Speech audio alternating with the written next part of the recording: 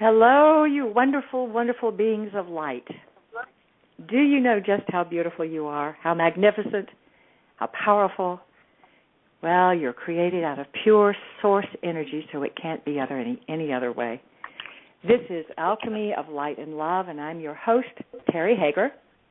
I'm a long-distance psychotherapist using energy methods and a metaphysical teacher.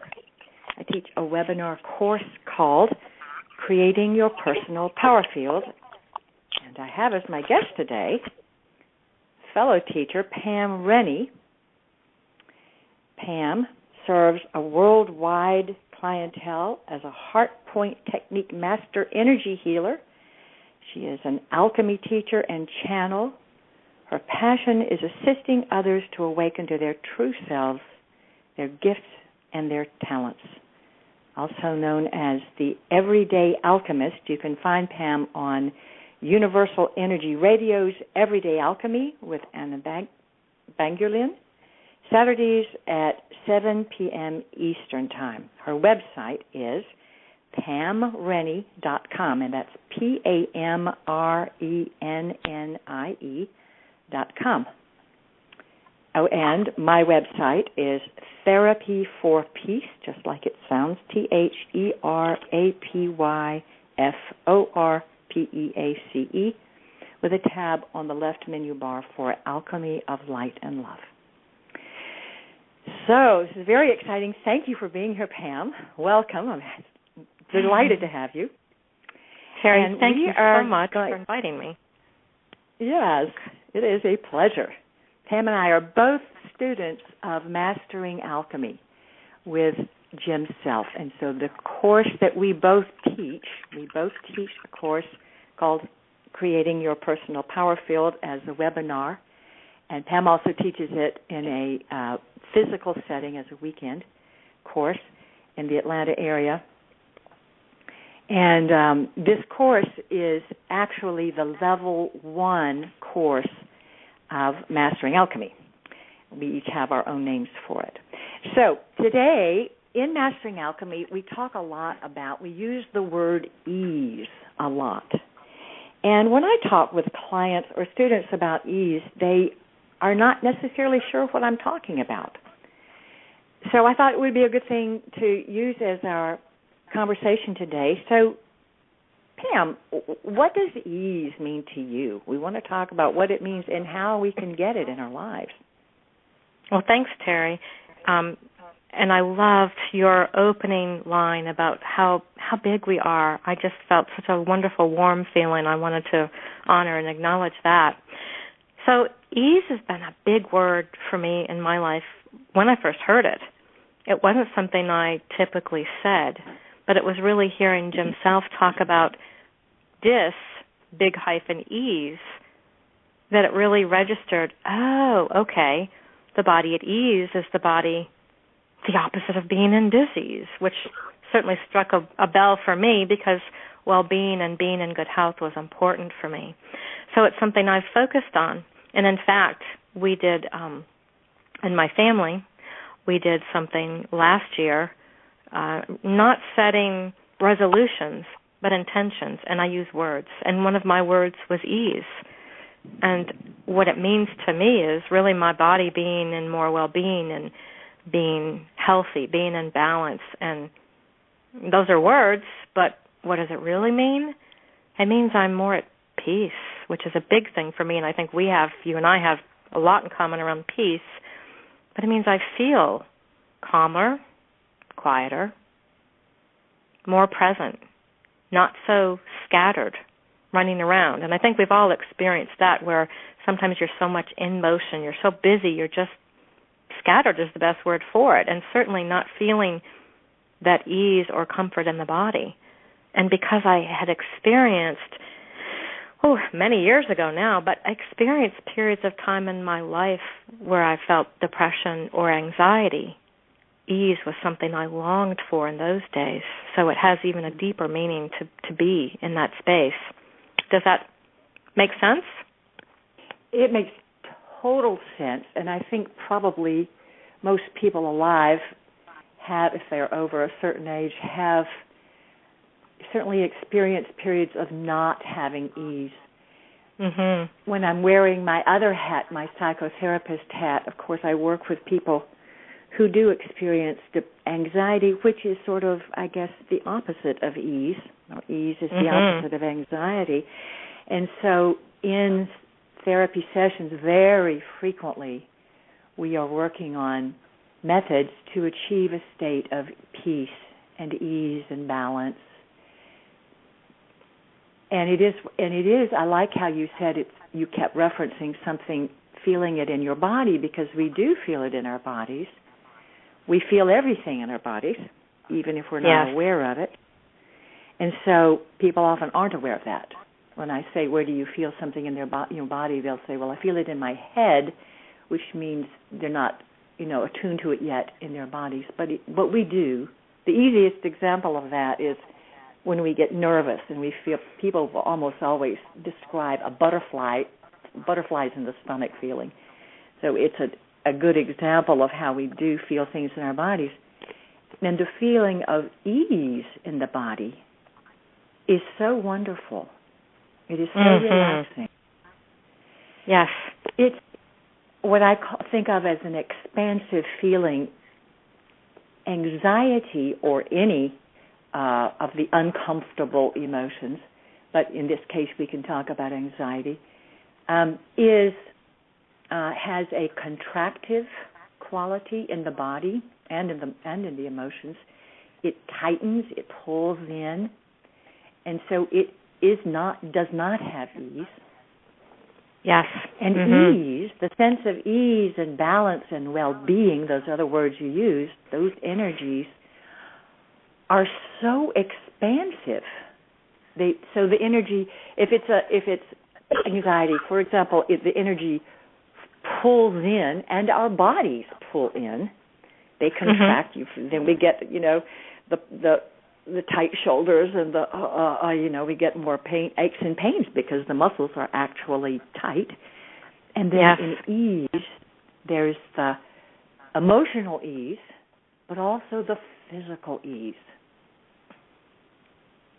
Oh, yeah. So and you said something that really stirred something to me that I've talked about recently. You talked about asking clients where they felt what they were feeling in the body. And I know we've really, from my experience and what I'm working with others, we've really walked around unconscious of being unconscious, meaning how often did you say to someone, how are you? And they'd be a rote answer, I'm fine. Or they'd have to kind of pause for a minute and go, how am I? I think, we really haven't, in my opinion, consciously been aware of how free we are to choose in each moment how we feel. And to shift. That is a totally new concept for most people, and it was for me when I first discovered some years ago that I could decide to feel happy, for example. Really. I mean, it was like a huge light bulb. It came to me one day that I could just sort of tune in to that energy field. It is an energy field of happiness. Yes. And it was just amazing. I think I want to go back to what you said about how people don't always know. I think people are not always in their bodies, and I certainly spent years not in my body, so I understand. When we are in a state of not being in ease, particularly anxiety, I think, but some other things too, anxiety and all the other fear-related states, over the millennia, over the eons, we learned all the different lifetimes, or even just in this lifetime, we learned to, in order to stay safe, to get out of our bodies. Because when unpleasant things were happening, we felt a little safer. This was not conscious, of course. Literally, I mean, not totally, or we would have died, not completely. Right. But our energy does leave the body, and that is a state that is sort of a protective device while we have been all these lifetimes in what we call, in Mastering Alchemy, the third dimension, sort of much lower state of functioning, but the best we could do. It was sort of the best we could do. And I think we have to honor ourselves for leaving our bodies when that was the best thing we could do to stay safe. But Absolutely. in a state of ease, we can come back into the body and feel safe and comfortable. And I think safety is a huge aspect of ease. Oh, that's so true, so big. And you know what I found is what was the discomfort of being fully present in the body is some of the stuff that we were hanging on to. I mean, look at muscle as a point of interest that holds memory. And do we all walk around knowing that? No, not really. Have we really understood that we hold emotions in our organs? So that being fully present in the body initially, until we understood or had some tools like the tools we teach and master in alchemy, the grounding cord and so on, it really wasn't comfortable. And I liken that to because we stored things, experiences. And a perfect example, we went to the movies yesterday and saw Saving Mr. Banks. Great movie, and I'm not going to give it away. Great movie. Tom Hanks, I can't say enough good about him. But the main character in the book had really held on for a lifetime to some pretty big painful experiences, and you could see how it created her life by hanging on to the baggage until Mr. Disney shared some things of his life and how he had chosen to let go and really invited this character to let go. Fascinating. And she did. So I think it's those pains that really have, the stories that we hang, the baggage that's not even who we are. It's not always even our story. Right. Certainly that was my case. Go ahead. That was my case with my anxiety. Was it even my story? Probably not.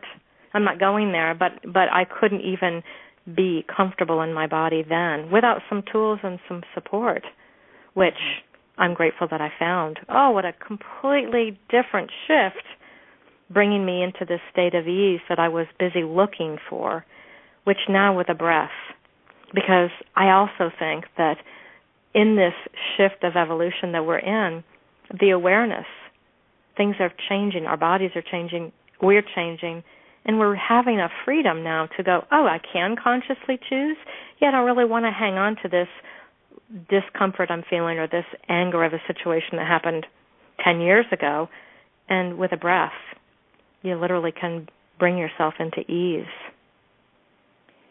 There is a part of the human ego that has a very hard time, and I speak from personal experience because I've been through every client that has ever walked into my office, I've been able to relate to some degree because I've worked through so much stuff in my own life. And so I know from personal experience how hard it is to really let go.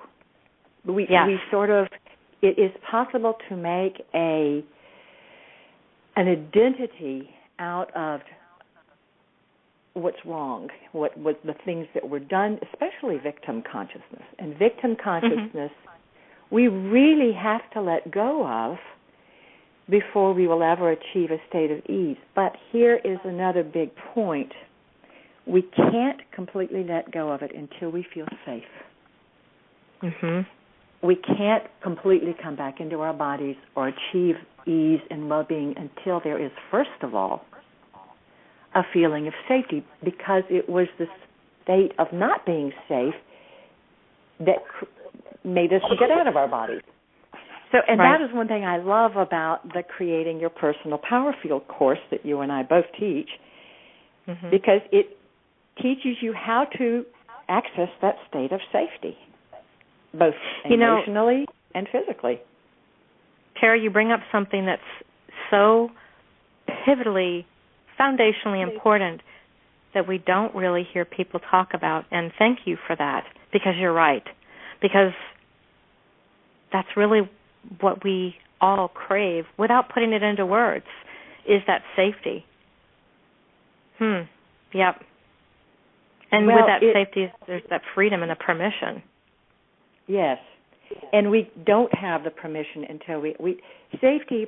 There is something when I was studying on my psychology. There's something called Abraham Maslow was a psychologist who devised this little diagram and he called it his own Maslow's hierarchy of needs.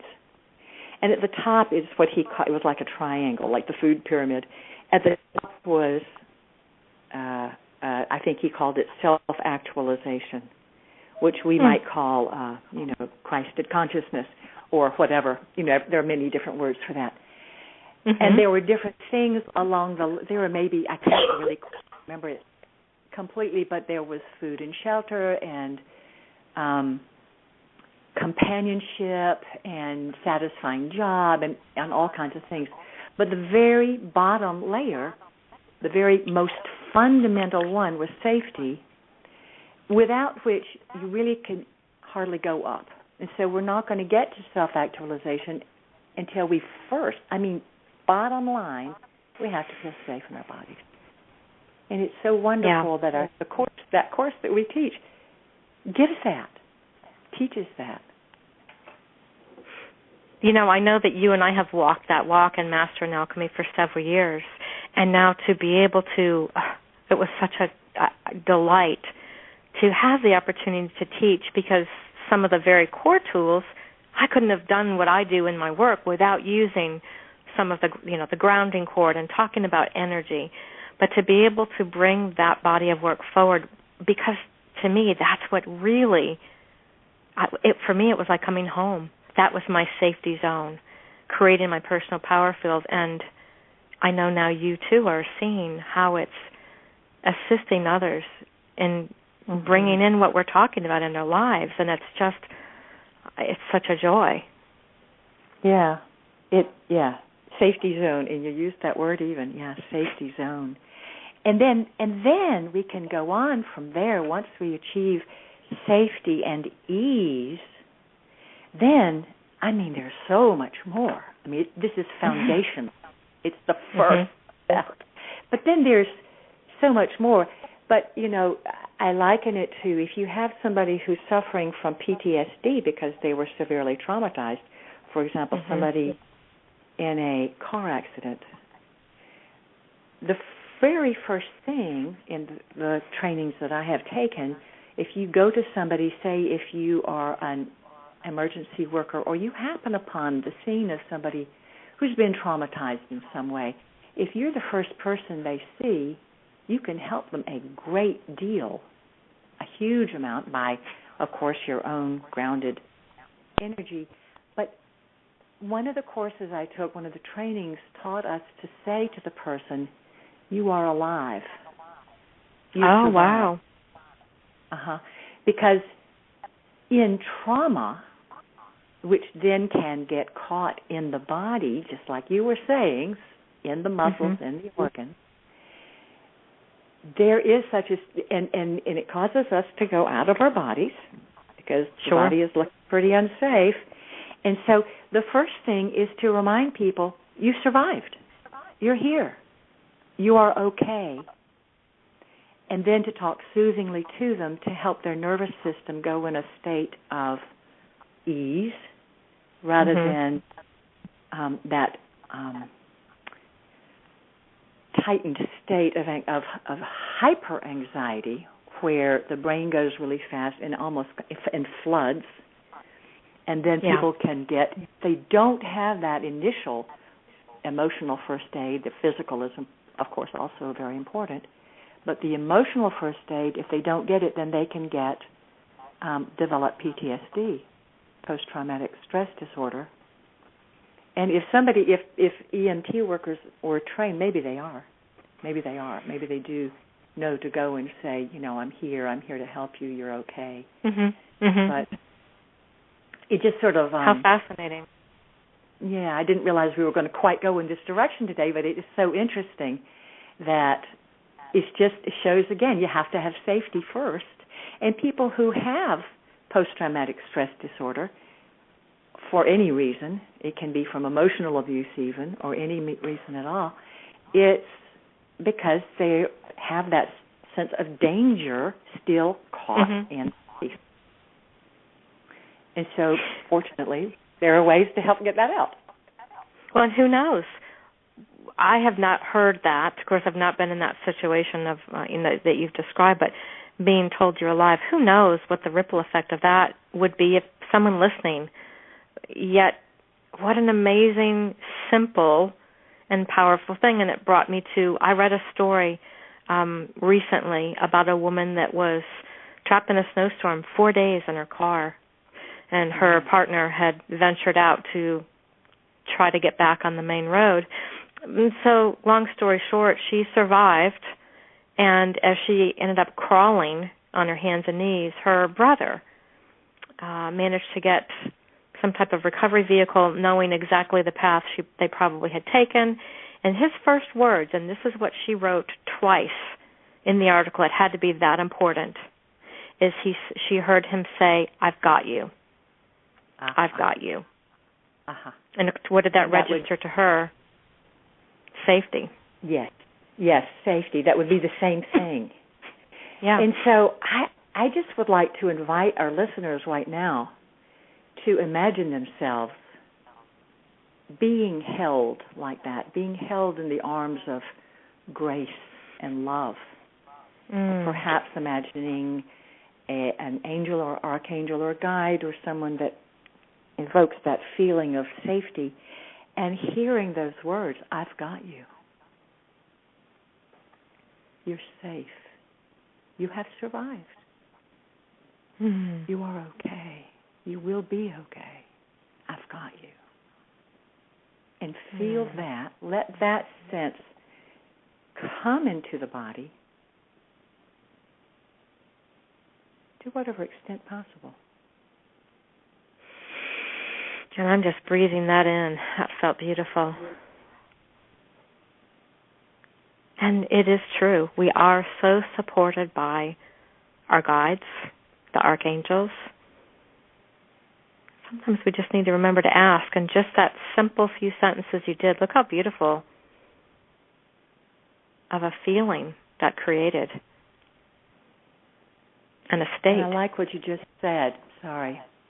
I like you just said, sometimes we just have to ask. There is a universal law that says that the angels, the archangels, the guides, the ascended masters, all the spiritual helpers that are very interested in helping us. That law states, and it's the law of free will, that they cannot impose it ever. It can be imposed because this is a planet of free will.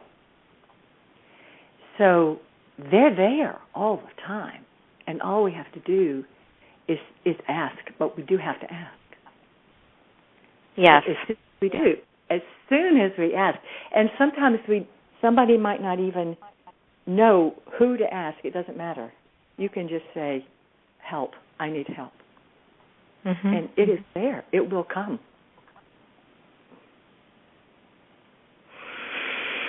So I'm wondering, I've done this before on this show, but it always is good to do it again. If we would like to, we have just a few minutes left, do a quick, I'm trying to think of which of the tools would be the best. I'm thinking grounding cord or the rose for tuning into that sense of ease. Yeah, perhaps the rose. Okay. Sometimes it is hard to pick because they're both so foundational important. Yes, and there are other ones. Yeah, they are totally foundational. And I also love. Well, I won't go into that. Let's stay on the rose. Okay, perfect. Yeah. Do you want to start it? Do you want to start teaching? We only have a few minutes, so we have to do the Reader's Digest version. Absolutely. So I know we both know several applications of the rose. Which one do you want to do today? Defining our space? Let's do defining our space. Because Perfect. It is so common for other people's energy to get stuck in our space. And then we can feel unease, a sense of unease, not good, when it isn't even our energy. Yeah. So there's a lot to say about this, but the beautiful thing is we can condense it. And if you've heard of your aura, and you know that your body doesn't just end with your physical body, it's also energy. So your aura extends outside of your body. And in fact, if you were to put your arm straight out in front of you, it'd be about the height of your heart. That's about how far out your aura goes. And have you experienced, and I'm talking to everyone listening, where someone stands all of a sudden too close, and you've heard that they're in your space, or maybe you've been in your space, or maybe you've been to lunch with a friend who's really going through a bad time in life, and you were feeling good, but when you leave that lunch, suddenly you feel awful because her energy is in your space. So we can use the tool of a rose, and I'm going to let you take over just a moment, Terri. We'll both do this. But what we can do with a rose is define our space and create a line of delineation that says, this is me, this is my space here, and I'm going to stay in my space, and you stay out there, and I'm going to observe you. And that way I can be free to be me, and I can be safe being me, with the ability to observe you without having to feel your stuff. Sound good? Sounds wonderful. Perfect. So and what I want you to does... Go ahead. No, go ahead. You tell what it does. I was going to ask you to say, why a rose? Yeah, exactly. I was going to say it too, because the rose has such an incredibly high vibration. It is one of the highest vibrating objects on the planet. So you could use anything else, but a rose is just convenient for that. So what we do then is we imagine a rose circling our bodies at about arm's length, which is around, about, as Pam said, the area where our aura is. And you can imagine a whole lot of roses going around you, or you can imagine just one circling like an electron. Or, if you don't want to think of them circling, just having them there. And think of that just in your mind. Just pretend. And think of inside where that rose is circling around you is a little zone. It's your space, and it's also a higher vibrational space. So if there should happen to be a lot of chaos going around you, it's sort of like being in the eye of the storm. The storm can rage around you, or if there are people who are acting in ways that are not particularly uplifting and you don't want to be affected by it, you just see that as outside, and you're in this nice little high vibrational, protected, safe, and full of ease place in the center. That's really the basic. There's a lot more that can be done. There are many applications for the rose, but that is the most basic. I'll share one thing. When we do our in Atlanta, the Master in Alchemy Level 1 weekend, Gail Lash does an amazing demonstration. She uses dowsing rods, and she shows how when people have got the rose surrounding their energy field, their aura, that someone can throw energy at them, meaning throw bad words, maybe say unkind things. And we watch how it doesn't penetrate. It just, like it's shielded. It just doesn't move within their aura. It's very fascinating. Yeah. And it is like that, and at the same time, it's not a shield per se, because what it is it creates such a high vibration that other lower energy vibration simply doesn't stick to it. So we only have a few seconds more. I want to thank you so much, Pam, for being my guest. I have completely enjoyed this. Again, Pam's website is PamRennie, RINNIE.com. Mine.